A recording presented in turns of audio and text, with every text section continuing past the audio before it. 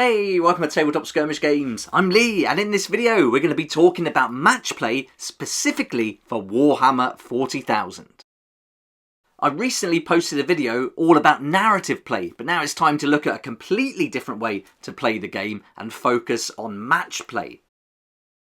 In the video we'll work our way through each of these main points, looking at the definition, how it's different to the other ways to play the game.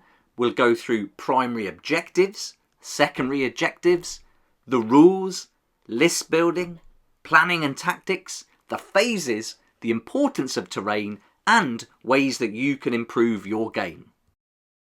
I'm preparing to play a casual tournament at my local game club. It's really fun. We've done one before last year and it was great to get into that. But now I've really started looking at what it means to play match play. And over the past couple of weeks, I've been looking at the game totally different. Now, I really love narrative play, as you'll know if you watched the previous video. That's my favourite way to play. But this is also really fun, or it can be. So let's look at exactly why that's the case. Let's have a look at the definition first. It's quite a chunky one, this, but here we go. Match play offers the most mechanically balanced Warhammer 40,000 gaming experience, with granular, in-depth army selection and a range of mission packs that present clearly defined and competitive victory conditions. Match play is a gaming experience with minimal pre-game negotiation between players. I think the important thing to pick out of this definition is that the mission packs present the clearly defined and competitive victory conditions. So this is going to differ quite a lot from narrative, which can be quite flexible and you're almost designing the mission to tell the story or to play out the story. But with match play, you've got certain boundaries within which to play your game.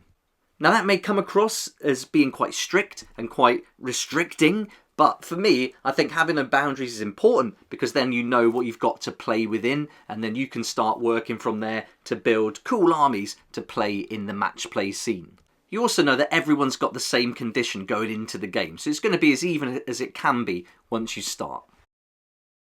So right away from this definition, we know that this is very different to narrative and open play. Where open play, anything pretty much goes. Narrative, you're building your list and you're going to play out a story, maybe recreating a battle from one of your favourite books or alongside the lore. But now, this is more of like a game, a competitive game. So you're going up against each other. And for me, I've found in the last few weeks as I'm preparing for the tournament, it's coming across as a completely different game, really.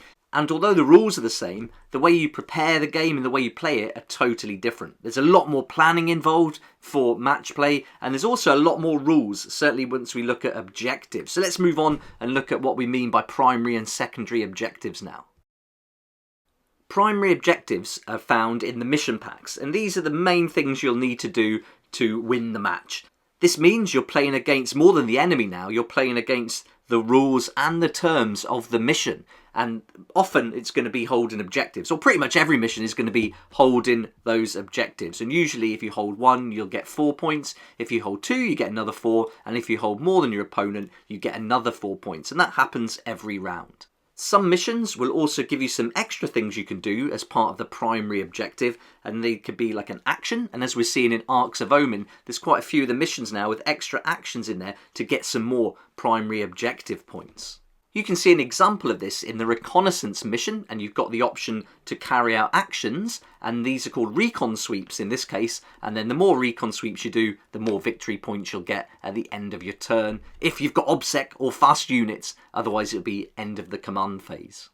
Both players in a match play are going to have these same primary objectives, and then they'll choose 3 secondary objectives each, which we'll look at in a moment. But even in narrative play, you're going to get primary objectives. There could be a case of having to hold a certain point on the battlefield or carry out certain actions as well. So there are some similarities, but these are a lot more defined and they're a lot stricter. I'm starting to realise that secondary objectives are super important for match play and they really influence how you build your list. Again, we'll talk about list building a little later on in the video. But with secondary objectives, you've got some additional things to do, some specific tasks to carry out during the battle. So each player will choose 3 secondary objectives, and you can get some that are generic that any factions can choose, and then each faction will have some of their own secondary objectives that they can choose, and these are usually tailored to how the army plays and also builds into the lore as well, but mostly how they're designed to play on the table.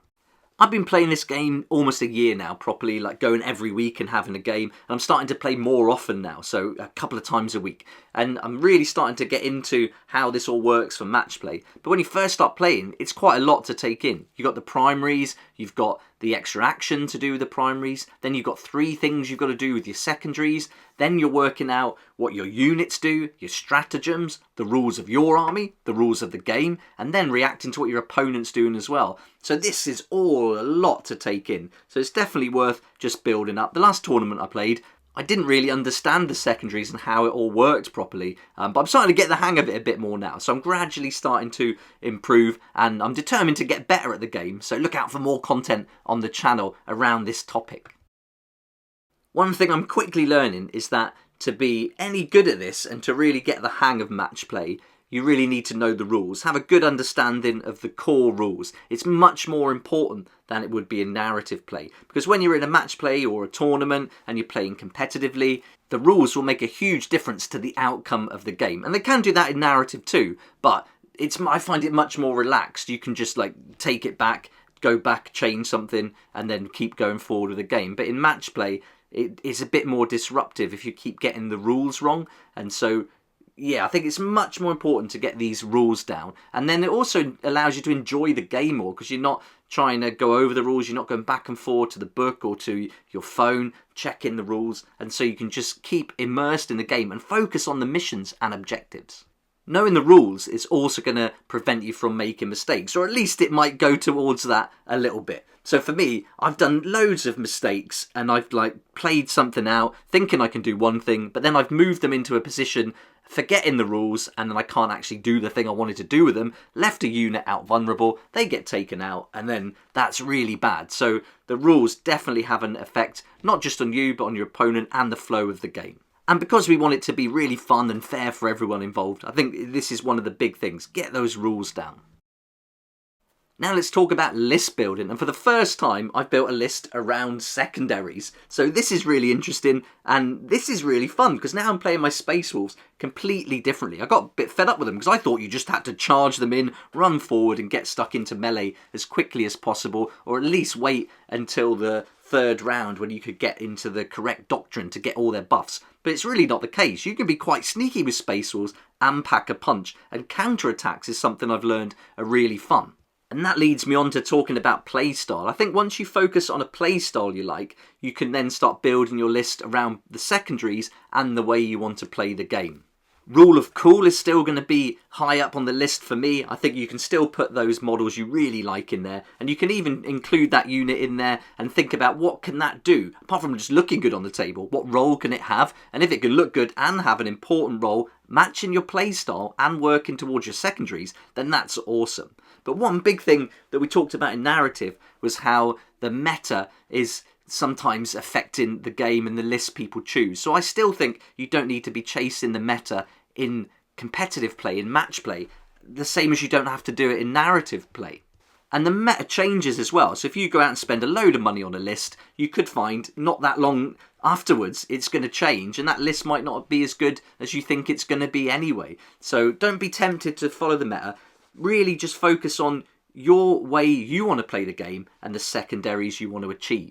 I think if you do that, you're going to have a lot more fun, you're not going to waste money, and it's just going to be an all-round better experience, I think. I can give you an example for me and my Space Wolves. I've got 6 Thunderwolf Cavalry, and 5 of them have got the Claws and Storm Shield, and one's got Hammer and Storm Shield, and that's how I like the look of them. I thought they looked great with those claws, and so I'm not going to change the claws, take the arms off, and give them all hammers, just because it feels like it's good now, and it's perhaps cheaper to do so, although it still does cost 10 points for each hammer. I'm going to still play it the way I think they look good and the way I want to play them, and so while that might not be as strong, I think it just suits how I want to play the game. So for me, that's more fun than chasing the meta and just giving everything the most powerful weapons just because someone's won the game with those.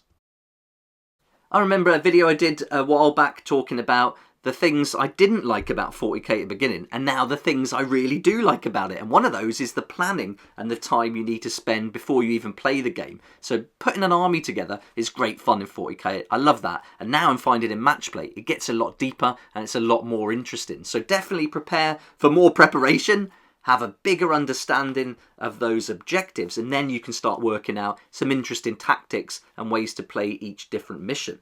It's also cool to learn how different units can work together a lot more. Rather than one just going in and attacking maybe on the melee, you could use them as a counter charge to flank and support a unit you want to hold the centre maybe. So it's playing around with different ideas like that and pairing up different units and then playing them out to see if those ideas work. And as I mentioned just now, it's thinking about what do those units bring to the army. Are you putting them in there just because they look good, which is fine, or can they bring something to your army and play stop? So all these things come under the planning and tactics, which I think is a great part of the game. Let's look at phases now, and now the phases start to become really important. Command phase, you're setting yourself up for your units to do certain things. Movement is so important now, it's much more than just killing. So shooting and melee may have been my focus when I first started playing, getting in there for the charge, then getting stuck in with the melee.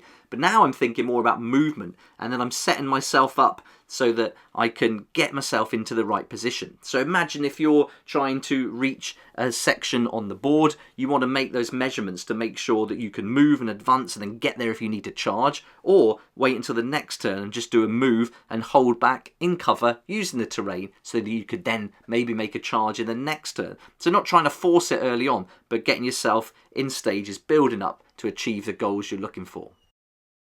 That terrain is so important, so make sure the terrain's set up properly. Know the rules of the terrain as well. That's a big deal, something I really need to do a video on.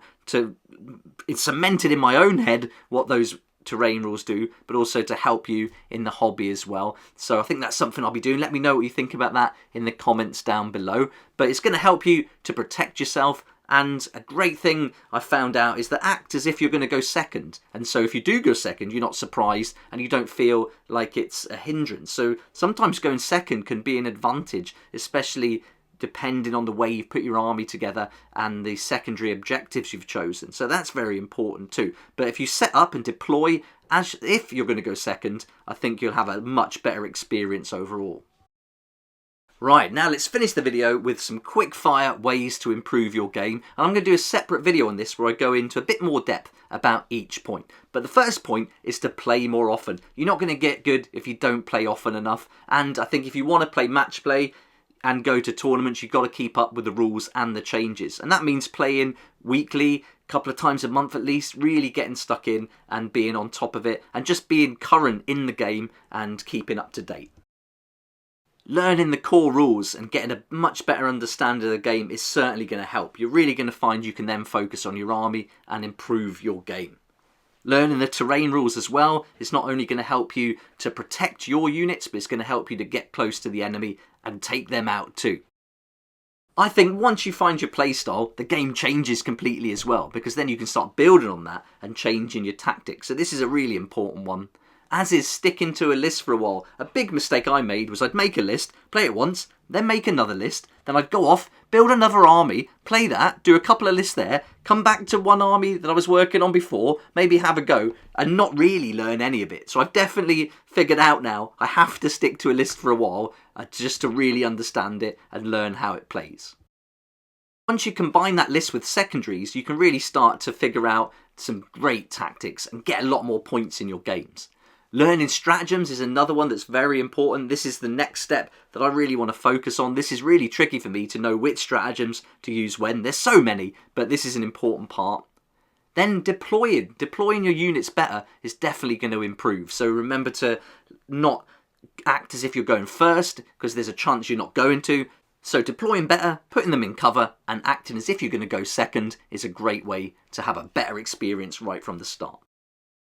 Another way to improve is to respect the movement phase and realise movement is a key part of this. I just wanted to shoot and attack things, but watching the better players, you're seeing they're moving and advancing a lot and then carrying out actions in other turns, like doing a move and then an action rather than shooting. And then they're winning by a load more points. So it's not a fluke, there's a reason why they're doing it.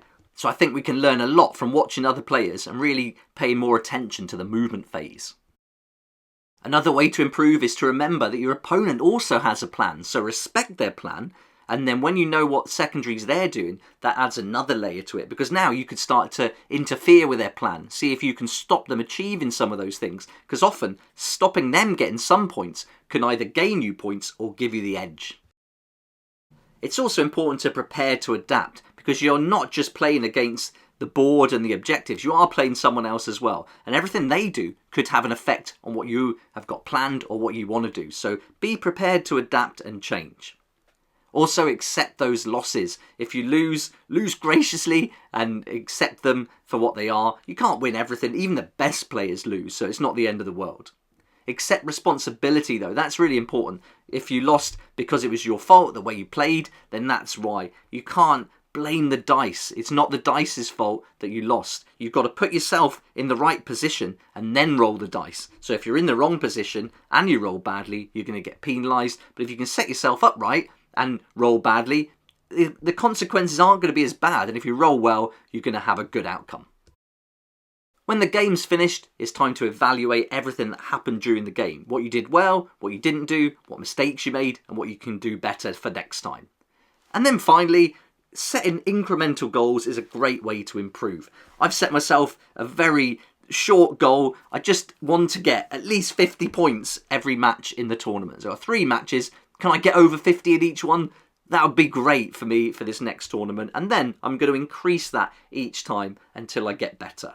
These incremental goals are going to be different for everybody. You might be a lot better than me, so your incremental goal might be to get 80 or 90 everyone. So that's really up to you. But for me, I'm starting small, and then I'm going to just build up and keep growing towards it as I learn the game better and improve. And I think once I get to the stage where I'm learning my stratagems and I'm getting the hang of these secondary objectives, I think then I can start creeping up 60, 70 points a game. So there we go, that's the ways that I am personally going to try and improve my game, and hopefully these ideas will help you to improve your game too. And I'd love to hear your feedback and ideas to help us all get better at 40k too. So share your ideas in the comment section below, it'd be great to hear what you think.